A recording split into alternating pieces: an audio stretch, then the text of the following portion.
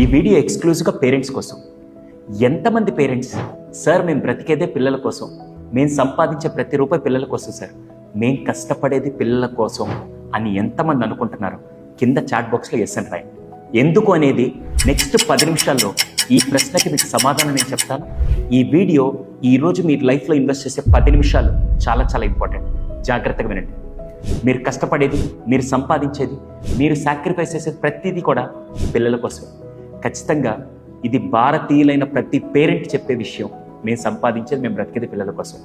Right? కింద chat box చూడండి ఎంతమంది ఎస్ ఎస్ ఎస్ అని రాస్తున్నారు. కానీ ఒక చిన్న క్వశ్చన్ అడుగుతాను, అంతా వాళ్ళ కోసమే చేసే పని అయితే ఎందుకు ఈ మధ్య చాలామంది పేరెంట్స్ మా పిల్లలు మాతో ఎమోషనల్గా డిస్కనెక్ట్ అయిపోయారు, ఎక్కడో తెలియని దూరం పెరుగుతుంది సార్, ఒక వయసు రాగానే వాళ్ళు మొబైల్కో లేకుంటే ఇంకో వస్తువుకో ఎక్కువ విలువిస్తున్నారు తప్ప మాకు ఇవ్వట్లేదు సార్, ఫోకస్ ఉండట్లేదు సార్ పిల్లల్లో, అసలు మా పిల్లలు మా దగ్గర ఓపెన్ అప్ అవ్వలేకపోతున్నారు సార్ అని చాలామంది పేరెంట్స్ మానసిక ఆందోళనకు గురవుతున్నారు.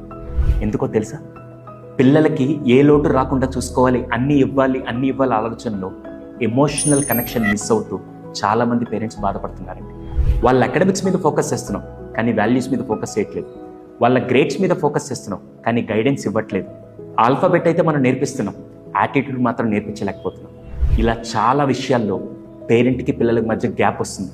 ఆ గ్యాప్ని ఎలా ఫీల్ చేయాలో చాలామంది తెలియట్లేదు.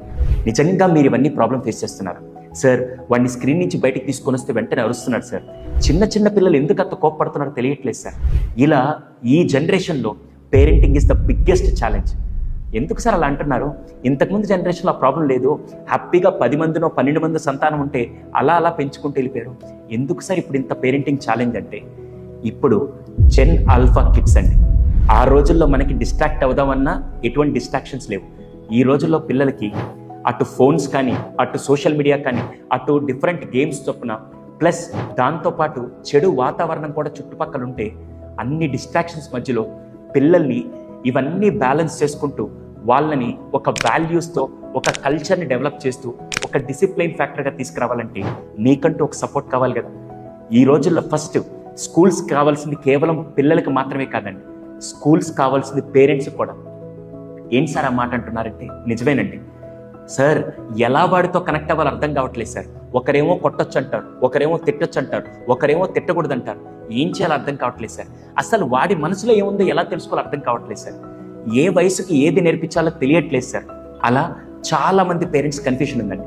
మీ పిల్లల్ని కేటగిరీ 1లో చేయాలనుకుంటున్నారా, కేటగిరీ 2లో పెంచాలనుకుంటున్నారా? సార్ ఏంటి సార్ కేటగిరీ 1, కేటగిరీ 2? కేటగిరీ 1 రేపటి రోజున అబ్బాయి మంచి యూనివర్సిటీలో మంచి